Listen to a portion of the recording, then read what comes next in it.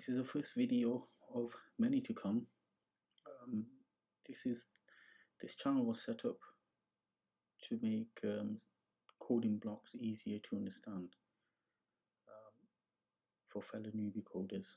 I'm new myself, and it will just help grasp the concepts on how the data flow works and how the JavaScript engine is working.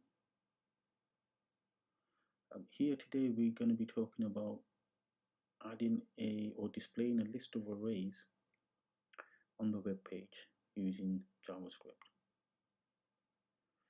Here we've got an index.html, we've got the CSS, it's just font size and a few other stuff here, nothing to worry about. And we've got in the body, we've got the display h1, display array values and page load. We've got the div ID, which is a show list. This div ID would actually show the list. This is where we're going to be inputting all the list contents. We've got a script file, and obviously we've got our CSS file linked to the top. So what's happening here? So basically we've got our options array with apple, orange, grapes and bananas, and that's being displayed on the web page. As you can see on the console, it's being logged as well. So on the page load, the first thing JavaScript does is when it comes to here, it loads the script. So the first thing it will do, will create an array of the values that you can see, and then it'll come to this line, line 6. It'll ignore this line. The reason being is this is a function expression. It's not going to be called unless you call it. So it comes back to line 31, which is a get element by ID show list, and we're saying we want to append a child to that, and the child parameter the parameter we want to use is add li, which is our function. That's where we are calling the function, and we are passing the parameter options. As you can see, the function takes a parameter. So the options, once that gets called, it goes to line 6. The options get passed into the array, and the first thing it does, it creates a list, and it puts the first UL parent element into that list. Once it does that, we want to create the index dynamically, so we want to loop over the index. So we need a for loop, create an I variable which is 0. I is less than the array depth length, so the array is options. So the options length is 0, 1, 2, 3. Array starts from 0, so we've got 4 items, so the length is 3. And then loop over.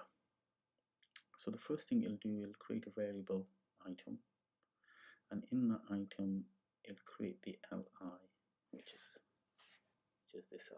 That's on the first loop.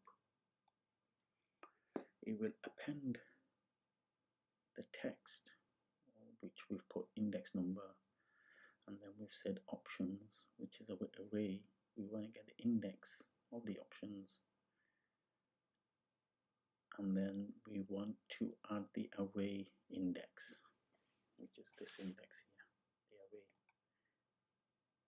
and we want to loop over the index. So this is the index number, this index array I is this 0 here, and this array I is the apple, the value of the grapes, apple.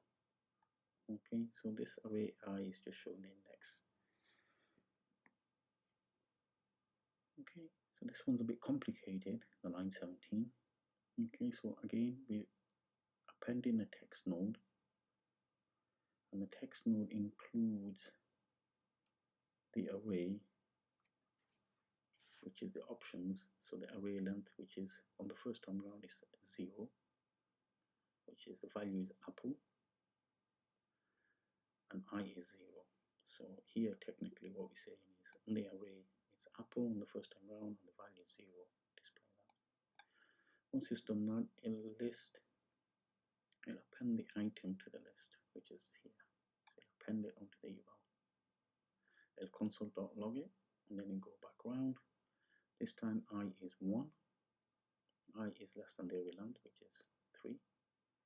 It'll create another li, and this time the array is 1 and the index is 1, so it will print orange, and it'll keep looping over. Once it's come to bananas, it'll finally return the list.